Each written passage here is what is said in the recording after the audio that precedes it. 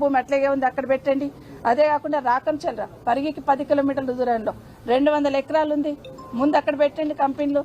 నంచల్రా దోమ మీరు ఏదనుకుంటున్నారు, నంచల్ర పక్కకే ఉంది, అక్కడ నంచల్రలో ఉంది భూమి ఒక 100 ఎకరాలు, అక్కడ పెట్టండి కంపెనీలు. సీతారాంపురం ఒక 50 కిలోమీటర్ల దూరంలో ఉంది, అక్కడ ఒక 1000 ఎకరాలు ఉంది, అక్కడ పెట్టండి కంపెనీలు. ముందు ఈ ప్లేస్ అంతా కంపెనీలు ఫిల్అప్ అయినాక మీరు ల్యాండ్ ఎక్వైర్ చేసి దానికి ఒప్పుకుంటాం. కానీ అవసరం లేకపోయినా ప్రిస్టేజ్కి పోయి మీరు ఏదైతే భూమి అక్వైర్ చేయాలనుకుంటున్నారో దయచేసి దాన్ని విత్డ్రా చేసుకోండి. అక్కడున్న రైతులకు అందరూ కూడా విజ్ఞప్తి చేస్తున్నాం, మీరు ధైర్యంగా ఉండండి, ఖచ్చితంగా బీఆర్ఎస్ పార్టీ మీకు అండగా ఉంటుంది. మళ్ళీ విత్డ్రా చేసుకున్నంత వరకు మా పోరాటం మీ తరఫునే ఉంటుందని కోరుతా ఉన్నాం.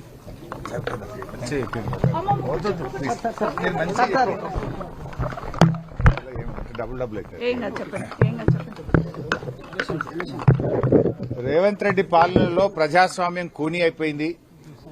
రేవంత్ రెడ్డి గారి మాటల్లోనే ప్రజాస్వామ్యం ఉంది. ఎన్నికల ముందు 6 గ్యారెంటీలు కాదు 7వ గ్యారెంటీ ప్రజాస్వామ్య హక్కు మీకు కల్పిస్తామని ఆ రోజు చెప్పారు.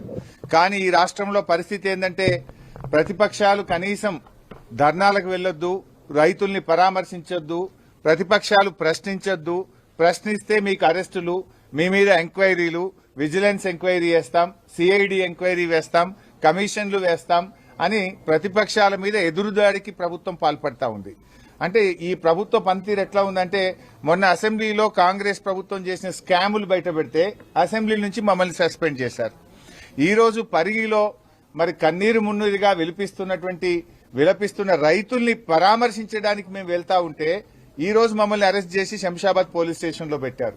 అంటే ఈ రాష్ట్రంలో ఒక నిర్బంధ పాలన జరుగుతూ ఉంది. ఈ రాష్ట్రంలో రేవంత్ రెడ్డి పాలన ఎట్లా ఉందంటే గడీల పాలన, బేడీల పాలన, నిర్బంధాల పాలన, ఒక గుడ్డి పాలన నడుస్తా ఉంది, ఒక పోలీస్ రాజ్యం నడుస్తా ఉంది. ఇది ప్రజాస్వామ్యానికి అంత మంచిది కాదు. ఇవాళ మేము ఏమడుగుతా ఉన్నాం, మీరు ఏదైతే 2 పంటలు 3 పంటలు పండే భూముల్లో ఫ్యాక్టరీలు పెట్టాలని నోటిఫికేషన్ ఇచ్చారో దాన్ని రద్దు చేయండి.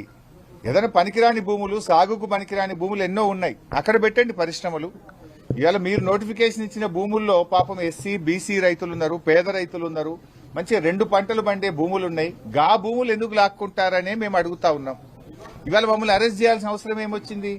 మేము ప్రజాస్వామ్యబద్దంగా ఆ ఊరికి వెళ్లి ఆ రైతుల్ని ఓదార్చి రైతులకు భరోసా కల్పించడానికి, ధైర్యం చెప్పడానికి వెళ్తా ఉంటే ఇవాళ మమ్మల్ని అరెస్ట్ చేసి గొంతు నొక్కే ప్రయత్నం చేస్తున్నారు. ఇది ఎంతసేపు ప్రజాస్వామ్యం అనిపించుకోదు.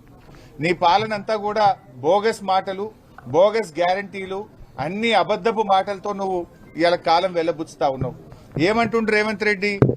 రాముడు రాక్షసుడు అని మాట్లాడుతూ రావణాసుడు అని. ఎవరు రావణాసుడు? నువ్వు కాదు, నీకు మించిన రావణాసుడు ఉన్నాడా? నువ్వు ప్రతిపక్షాల మీద ప్రజలను వేధిస్తూ పేదల ఇండ్లు కూలగొడుతూ రాక్షస ఆనందం పొందుతా ఉన్నావు, వికృతమైన పాలన అందిస్తా ఉన్నావు. ఈ రాష్ట్రంలో ప్రజాస్వామ్య విలువలు మంటగలిచిపోయినటువంటి పరిస్థితి ఉంది. ఒకనాడేమో పేదల హైడ్రా పెట్టి పేదల ఇండ్లు కూల్చే ప్రయత్నం చేసినావు, ఒకనాడేమో మూసి అంటావు, అపార్ట్మెంట్లు కూలుస్తా అంటావు, ఒకనాడేమో ఆ మార్కెట్ యార్డ్ భూములు తీసుకుంటా కంపెనీలకు ఇస్తా అంటావు. ఇవాళ పరిగిలో వ్యవసాయ భూములు లాక్కుంటా నా దోస్తులకో నా అనుయాయులకు కట్టబెట్టా అని చెప్పి పరిగిలో రైతుల భూములు లాక్కుంటావు. ఎంతసేపు భూములే తప్ప నీ పాలన ఉందా? నీ 6 గ్యారెంటీలు ఏమైనాయి? 3 నెలలకే పిల్ల పుట్టడా అని మాట్లాడుతుండ్రు రేవంత్ రెడ్డి. అందరికీ తెలుసు లోకంలో 9 నెలలకు పిల్లలు పుట్టారని. కానీ నువ్వే చెప్పినావు 100 రోజుల్లో 6 గ్యారెంటీలు అమలవుతాయి అన్నావు. అయినాయా అమలు? 6 గ్యారెంటీలు 100 రోజుల్లో చేస్తాను, 900 రోజులైంది, ఏమైంది అని ప్రతిపక్షంగా మేము అడుగుతా ఉన్నాం. ఇవాళ అవ్వాతాతల దగ్గరికి పోయి రాక్షసుడు ఎవడు అంటే రేవంత్ రెడ్డి అని చెప్తారు. ఇవాళ రైతన్నల దగ్గరికి పోయి రాక్షస పాలన ఏది అంటే రేవంత్ పాలన అంటారు. దిల్సుఖ్ నగర్ లోనో అశోక్ నగర్ సెంట్రల్ లైబ్రరీలోకి వెళ్లి నిరుద్యోగ యువకుల్ని అడిగితే రాక్షస పాలన ఎవరిది అంటే రేవంత్ రెడ్డిది అని చెప్తారు. ఇవాళ ఎవరిని కదిలిచ్చినా ఈ రాష్ట్రంలో అందరినీ బాధల్లో పెట్టినావు. నువ్వు మోసం చేయండి ఎవరినుందా? ఈ పోలీసులను కూడా మోసం చేసినావు.